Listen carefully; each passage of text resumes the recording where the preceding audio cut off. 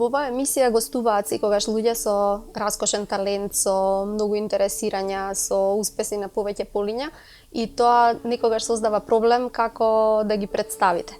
Така што јас вечерва не знам дали да го представам Небојша, активистот, естетичарот, професорот по историја на уметност, велосипедистот, љубителот на кафе, но тоа се само мал дел од аспектите на неговата личност, затоа ќе му кажам добре дојдовте во Астрорум.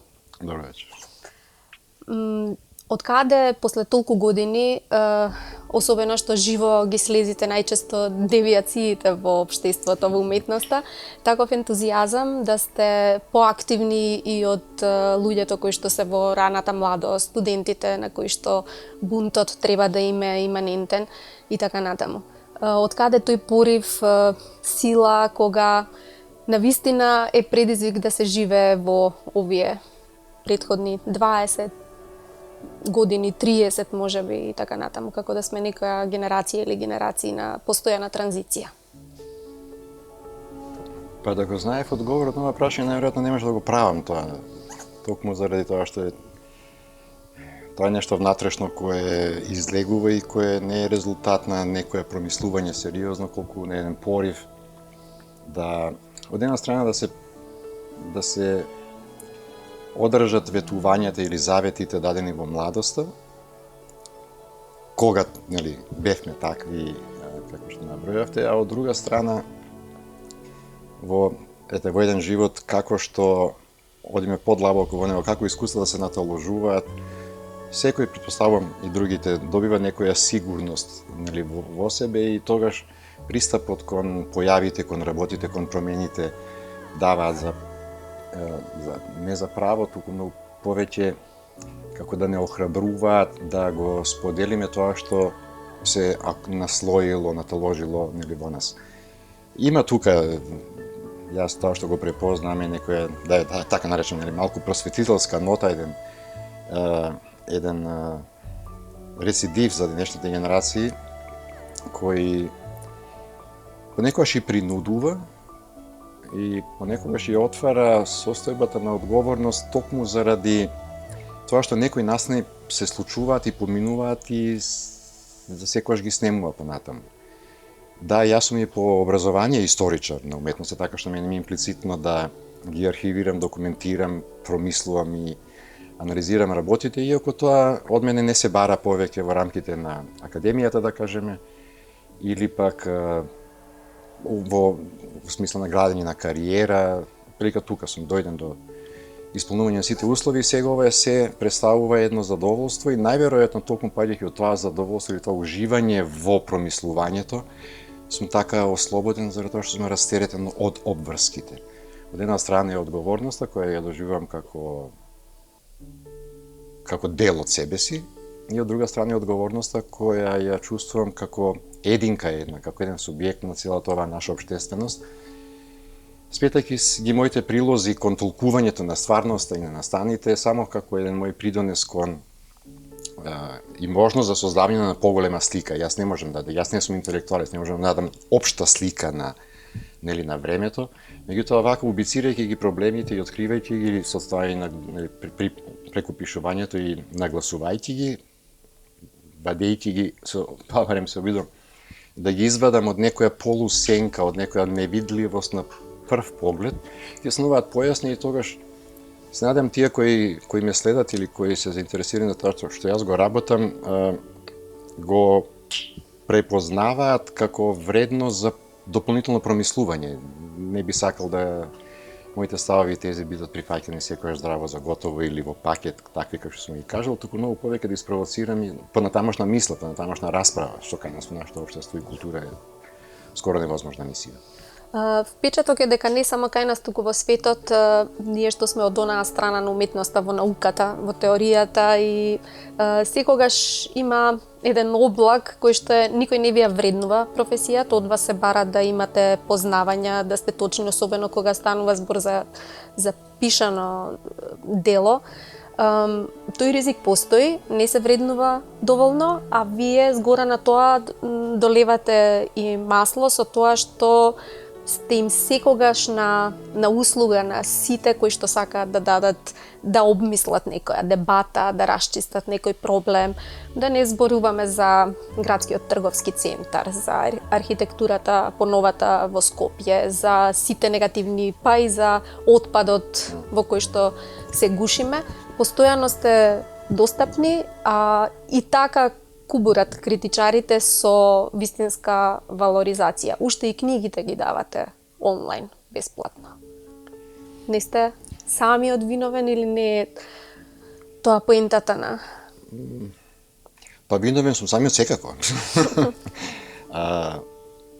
Еве да кажеме дека постојано, значи со секој завршен проект, завршено дело, книга ли е, изложба ли е, знаете, постојано е секојаш таа дилема дали и колку можам да заработам преку продажба, преку некој хонорар кој можам да го добијам за мојот ангажман, или пак поголема корист и јас самиот заради мојот его трип или заради самата сцена ќе биде пополезно да ги дистрибуирам тие мои резимирани искуства бесплатно.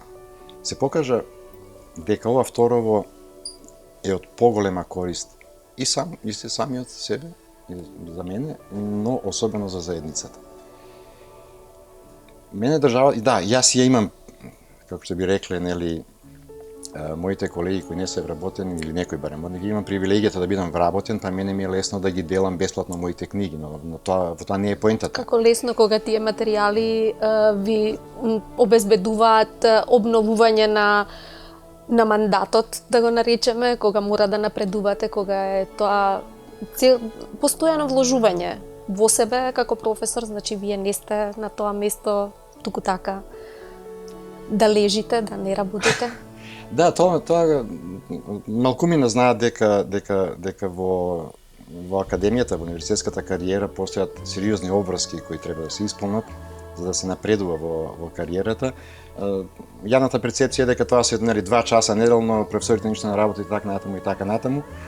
Меѓутоа тоа професурата е еден постојан влог најверојатно до крајот на животот, не само заради изборите и реизборите, туку заради тоа што секоја генерација, или барем јас така го разбирам и го доживам, не само што има потреба, туку и бара да се апдейтувате, да сте современи. Да, и да се менува пристапот. Знаете, новите генерации, за разлика од постарите генерации, се разбира дека поинаку ги ја восприемаа стварноста, поинаку ги стигнува информациите од нив, така што тоа е една постојана борба внатрешна во смисла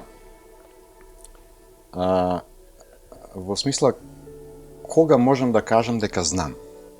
Никогаш. Се разбира разликата помеѓу науката, некои други убедување токму во тоа, дека науката без сомнеж или не само науката, промислувањето воопшто, без сомнеж е бесмислена, бидејќи сомнежот не тера да работиме, сомнежот не тера да се преиспитуваме постојано, а одговорите на тие прашања се наоѓаат точно во постојаното читање, постојаното работење. Знаете, јас во последните години не читам толку многу колку што седам во кабинетот најчесто сам и само седам и мислам. И тоа е, знаете, тоа е работа за мазохисти на некој начин. Враќање кон антиката, да, мислителот. Нели, но тоа е фактички ферментирање, еден процес на ферментирање во кој пред да седнам да напишам нешто, нели, полека ги наоѓа своите причини, ги врзува последиците и доаѓа до еден заклучок, до една теза која потоа се споделува. Но не може секој туку така да седне и да мисли, треба да се акумулира и да се акумулира знаења и многу нешта за да се дојде до тој стадиум, нели? Има различни начини на мислење. Некој мисли брзо, некој мисли, да кажам така, подлабоко, некој мисли практично, некој мисли заради самото мислење. Јас сум задоволен во оваа смисла дека сум поминал од сите од овие начини на мислење и сега интересно ми е кога се прашувам што најповеќе задоволство ми причинува, не сум баш сигурен кој од овие начини на мислење. Така што Но никогаш без музика. Музиката претходи. Музиката претходи. Тешко пишувам со музика, ама многу ја наталожувам додека мислам. Значи, при мислењето да, голем дел, мислам, од сознанијата и воопште и мислам и од сознанијата за животот ми се дојдени токму од музиката, но таму теоретски не чепкам, бидејќи си ја оставив како една од уметностите која не морам да ја касапам, анализирам. Ако веќе морам ликовната уметност, која е мојата претесна специјалност. Така што Очекувавте ли, извинете, таков одглас после вашите навидум обични Facebook статуси, но тоа се студии на не само на случајот, на неколку случаи, она што го живеете, што ви се случува секојдневно, на што наидувате, да ги ставите во една форма која што за жал се уште се смета за несериозна. Мислам дека и тој простор е нерегулиран. Најде на вистина на големи одгласи. Луѓето почнаа да се проверуваат дали се на вистинската патека како расудуваат за нештата, бидејќи ова лудо време е тешко за живење. Веќе не знаете што е вистинска уметност, што е параван, што е она што ви се случува нормално, дали се случува и во светот, дали сме ние исклучок и така натаму. Почна да станува репер на нашето секојдневие. Не знам дали е и вашиот впечаток таков, но според коментарите, навистина за една таква форма доживеа голема слава. Да, јас сум потполно изненаден како тие текстови добија прием. Меѓутоа, тоа можам да кажам само за текстовите во кои моето пишување се смени. Значи, мојот пристап пред се кон медиумот, кон платформата Facebook. Јас тој проект го започнав онака како што пишував и претходно. И тие текстови се однесува или беа од интерес за потесната уметничка заедница. И коментарите меѓу нас, фактички, тоа беше... Ја немав воопште идеја дека, бидејќи не го познава Фејсбукот кога почнав да ги објавувам тие текстови, како тој систем цел функционира. Понатаму, да, се разбира, се случуваа некои промени во мојот живот. Јас се менував, бидејќи тој проект траеше 5 години, тие први 100 текста да се пишувани 5 години, како јас се менував, како јас поминав низ различни ситуации, како јас почнав да стареам меѓу другото, и како почнав да препознам всушност дали, прашувајќи се дали е Фејсбукот онаа платформа која ќе дојде до најширок, најголем аудиториум, најразнороден, да кажам така, аудиториум, се испостави дека тоа така, особено во коментарите и особено во пораките кои ги добива во инбокс, нели, кои остануваат, да кажем така, на приватно, помеѓу двајца само во комуникацијата, не беа јавни, не беа во коментарите. И како што на времето се шокиравме, нели, кој се гледа телевизија, која ќе се појавиме дали на комшиите, некои таксисти ќе ви кажат, комши ве гледа вчера на телевизија, така, сега стана со Фејсбукот, нели. Дека потполно непознати луѓе, и тоа што ми е многу драго заради тоа што, знаете, во една смисла, јас долго време пишував за одговорност на уметниците, ги критикував дека немаат однос кон општествената стварност, дека живеат во некој стаклено ѕвоно, дека таа нивна незаинтересираност за тоа што драстично ни се случува од 91-а особено, нели, нааму, а самиот остана во тој како што популарно се вика академски, нели, кампус со таа, нели, тешка теорија, па не знам, податоци, па книги, па ова, па она, па тези. И тогаш јас почувствував дека не можам јас нешто да барам, ако јас тоа не го давам самиот. Имаше тука и свесно прилагодување, иако најчесто, мислам, во основа таа промена на мојот начин на пишување и на објавување на моите размислувања. Бидејќи ова се за прв пат објавување на моите тековни размислувања. Вие знам дека го знаете тоа и како ја таму споделувам дел од мојот приватен живот, например, од моите талкања низ градот, од моето бавење со се и се што. Но покажавте и отвореност, бидејќи прифаќавте сугестии, ве наведува и луѓето што коментираа каде натаму ќе се движите, вклучувавте нивни предлози. Тоа е интересно за еден научник, да речеме, кој што се обично тесногради, кои што се во фокусот на она што го работат со години, и таа отвореност, да кажам, пленеше и беше гарант за широката популарност. Ајде во одбрана на тесноградите, мои колеги. Не би сакал така да ги менувам, бидејќи знаете во научниот дискурс признанијата или прифаќањата треба да дојдат од научната фела. Така што многу често, нели, научниците не им е толку многу грижа, гајле за тоа како некој друг ќе ги разбере, бидејќи важно е како колегите ќе ве разберат. Така што тоа не е, мислам, ја немам против тоа, бидејќи тоа е она кое што ја верификува научната работа. Барем во онаа смисла во која би требало да биде, нели, сега зборам. Меѓутоа, овој проект кој јас го започнав, не се однесуваше само на научната јавност. Се однесуваше на луѓето кои, морам да кажам, за време на моите летни престои во Струга, еден мој пријател Савре Гоџо, со секој лето ме принудуваше или ми предложуваше, да кажем така, да напишам една книга, вели, за нас обичните луѓе, да разбереме што е уметноста денес, што е тоа, нели, зошто едно дело е уметничко, а не друго. Да, секундарно остварувате голема мисија, нели се ова тие форми кои што треба да доближат елитната уметност до обичните луѓе, а да не паднете под нивото на перцепирање на работите, на објаснување на работите. Дали така треба да изгледаат тие форми, а не на оние кои што сме навикнале да се естрадизира уметноста на најгруп, најнесоодветен начин? Сега ќе се вратам на вашето претходно прашање или предпоставка или двоумење зошто не ги продавам книгите, а ги споделувам бесплатно. Тоа некако се врзува едно со друго. Таа моја одлука да ги дистрибуирам книгите во PDF бесплатно преку интернет се водеше исто од таа идеја да на луѓето тешко купуваат такви книги.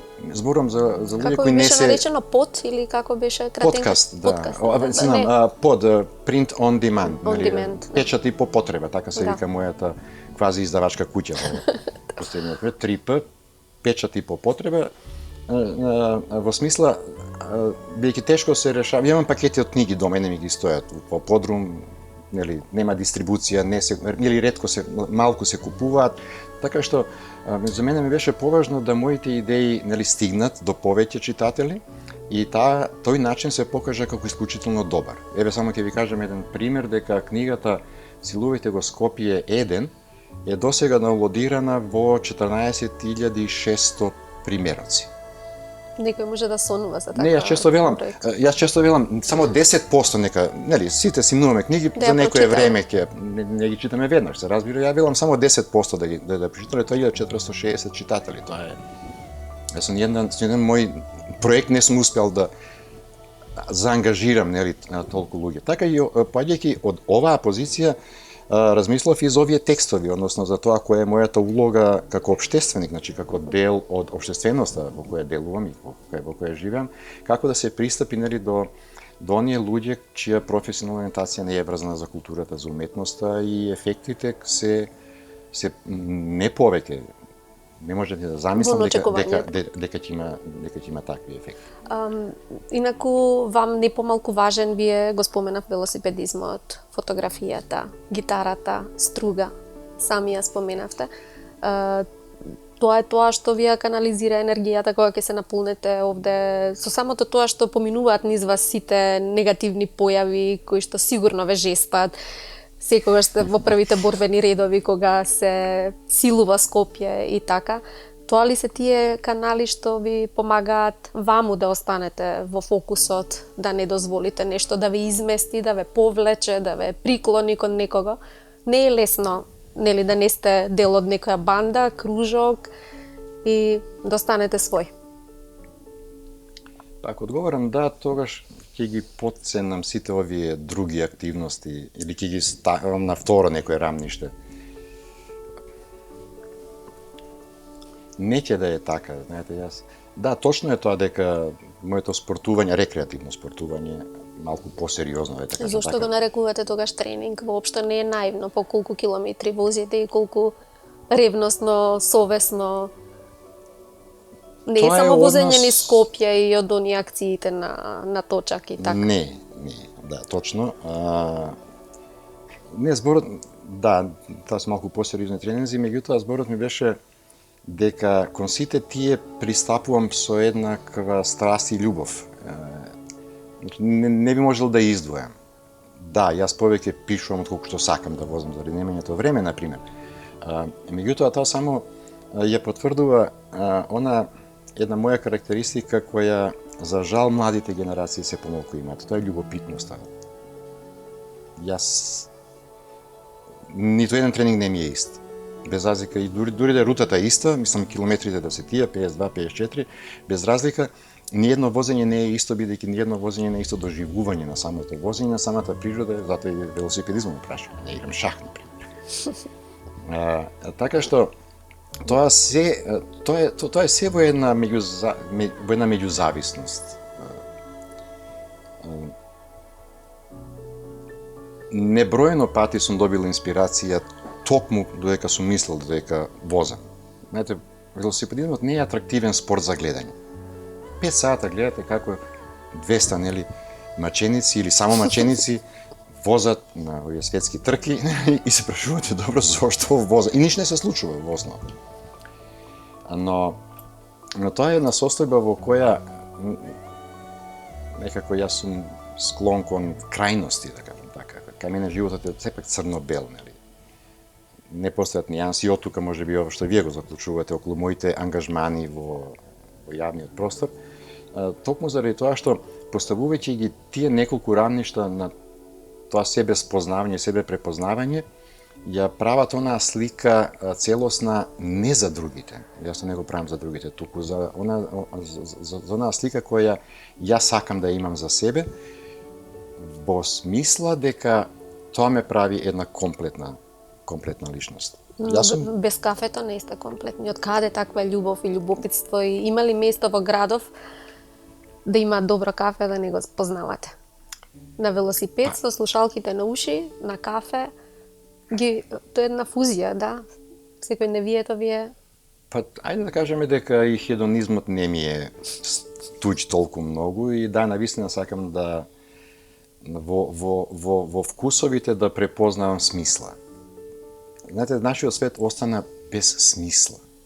Јас се фаќам за тие неколку точки, дали во Скопје или во мојот живот, без разлика, кои и понатаму ја остваруваат смислата и на моето секојдневие, и на моето постоење. Така што работите велам имаат смисла доколку тие произведуваат значења. Ако тие значења произведуваат уште и вредности, тогаш се остварува цел еден комплекс на квалитетно живење. Тоа едни други научници тоа така го именуваат. Заради тоа што колку може човек да живее квалитетно во ова наше општество или во ова наша, нели, средина.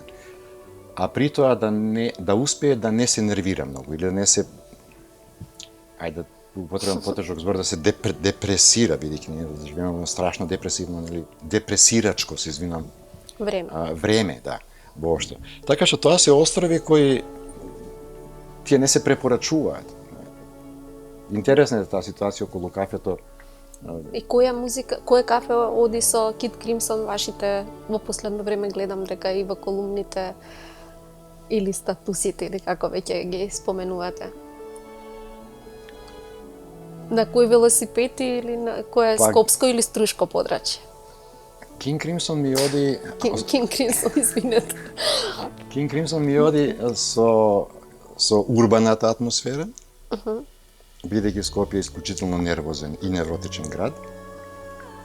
А со Кинг Кримсон, например, оди најдобро, или мене барем ми легнува, едно кафе со потекло од Танзанија, кое е исклучително кисело, дури неиздржливо кисело. Ја го викам туршија, кој ќе отидам кај моите пријатели во Drip Coffee и им викам од туршијата, нели, едно.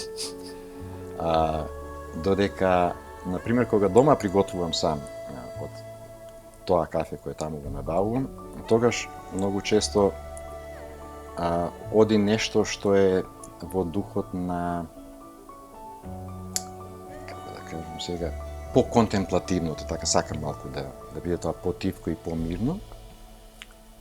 А во моментов откривам, значи, да, во смисла на музиката, еве, например, сега малку задоснив заради тоа што морав на Walkman да сменам некои песни и за да ја забрзам динамиката во која требаше да влезам пред овој разговор, например, повторно го избрав Васко Атанасовски со Градови и една песна која вчера ја открив. Тоа е Сладкаристика со Дог. Тоа е последната? На последната, пораката што ја пораката што ја праќа, да. И сега само тие две песни ми се на репит одат и кога е Васко, например, кога го слушам Васко, го преиспитувам градот возејќи, а кога го слушам сега Сладкаристика, преиспитувам, и тоа ќе биде најверојатно дел од еден текст, нели, што значи, дали тој, бидејќи коментарите се ужасни, нели, на таа песна, ги исчитав сите вчера и на Facebook и на YouTube. Дали се продал, колку се продал, тоа се коментарите, а мене пак мислата ми отиде во таа насока да се потсетам, да промислам што значи, дури да е платен, ја не знам, него не познавам момчето. Дали може да се порача, бидејќи за мене тоа е една страшно вистинита песна. А такви се ретки. А такви се многу ретки. Значи не е тоа некоја умисла, некоја туку исклучително вистинита песна. Веројатно сега крик на скоро крик. И сега, например, од тие, нели, гракања на Facebook и на YouTube, мене мислата ми отиде отплика колку, дали може уметноста да биде порачана до тој степен, да биде до тој степен толку искрена, можна органска. Да, или јас сакам да кажам автономна, но и органска може да се каже. Така што тоа е тој спој сега на возење, кафиња, музика, се тоа некако дел од едно битие кое сега некои поспецијалисти кои ме слушаат најверојатно ќе речат дека само збор за шизофреничар по дефиниција. Бидејќи конечно ние сите живееме, не само што живееме во схизофрено време, туку сите сме схизофрени. И она флоскула што деновиве постојано слушаме, ке не бидели, во смисла на уметноста, во смисла на генерациите што доаѓаат, вие имате жив контакт секојдневен со тоа што сите велат дека не се толку ентузијастички настроени, дека не се толку љубопитни, но ќе има ли излез од ова време каде што многу работи се кријат зад завесата, параванот, наречен уметност, не знам, некој пострашен постмодернизам како да се случува. Ова е исклучително одговорен одговор пред почетокот на школската година. Некои од колегите може би ќе го гледаат ова. Многу книги има напишано, например, за уметноста во доба на кризата, или во времето на кризата. Многу теории има кои што се засноваат токму на тоа дека кризата ја произведува најдобрата, најквалитетната уметност, највредната уметност и така натаму. Овој наш долг период на криза, на постојана, перпетуирана криза, која не сака да се реши, не дека не може, туку не сака да се реши, очигледно, секако дека се одразува и на уметниците. Јас лично не сум, например, задоволен од тоа како уметниците реагираат, каде ја бараат својата инспирација, како не можам да прифатам некако дека толку малку, неколкумина само се зафаќаат со општественоста, со сето ова што ни се случува, бидејќи од некоја страна, не знам дали втора или трета страна, во потрага по себе спознавањето низ уметничкото творештво, уметникот секогаш поаѓа од таму, од каде што извира тој самиот, од каде што е. Нели? А тоа е, нели, секојдневието општеството, самиот живот. Се разбира, има правци во уметноста, има цели епохи во уметноста кои понатаму некако се проследуваат, кога уметноста е во неизвестна смисла, нели, безинтересна, без некој интерес, односно некаков ангажман. Меѓутоа, гледано во целост, уметноста никогаш не била без општествена функција, од кога таа е измислена за да остварува измислена. Создадена како некоја потреба, нели, се јавила за да има некоја општествена функција. Така што ескапизмот со небавењето, незафаќањето, нели, во тоа што е околу нас, јас си го разбирам и искрено, или, ајде да кажем поточно професионално, ние не можеме да очекуваме дека сите 40 дипломирани ликовни уметници ќе станат, на факултетот за ликовни уметници, например, ќе станат уметници. Се знам, тие ќе бидат уметници, меѓутоа малку од нив ќе станат автори. Јас велам 3 до 4, тројца од 4 од генерација, тоа е веќе бум, нели? Во просек 1 до 20 на 2-3 генерации се појавува. Значи, зборам за уметници кои го приликуваат вниманието на критиката и продолжуваат понатаму да работат. Така што, понекогаш не ми е јасно зошто уметниците не создаваат на толку многу материјал околу нив. Ако можам јас како промислувач, да кажам така, да наоѓам материјал во се, па дури во кафето или во велосипедизмот, се едно, тогаш зошто тие не наоѓаат? Каде е тука, нели, главната пречка? Да бидеме искрени, оваа предолга транзиција, ова лошо општество, овие лоши политички, партиски гарнитури кои ја водат оваа држава, многу придонесоа младите да го изгубат она што е најважно, особено во уметноста, а тоа е љубопитството, истражувањето. Велите треба да се чека за ефектот, но дефинитивно непобитен факт е дека сте влијаеле на генерации и генерации студенти на факултетот за драмски уметности, ликовна уметност и така, кога ќе ги прашате успешните кој ви оставил впечаток, кој бил клучен во вашата кариера, тоа се обично или вие или калибарот професорот Блажевски или во филмската индустрија, така едни исти луѓе се споменувани, значи вашата мисија сте оствариле, а на нив е да творат натаму.